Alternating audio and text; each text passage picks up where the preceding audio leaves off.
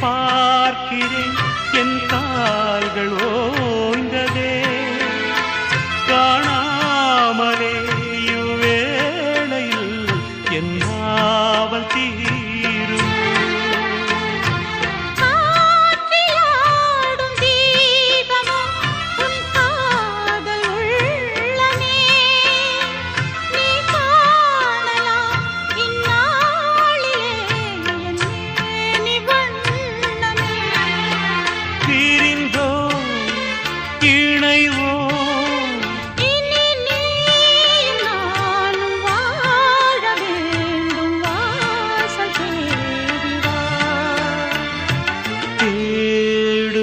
கண் பார்வை தவிக்க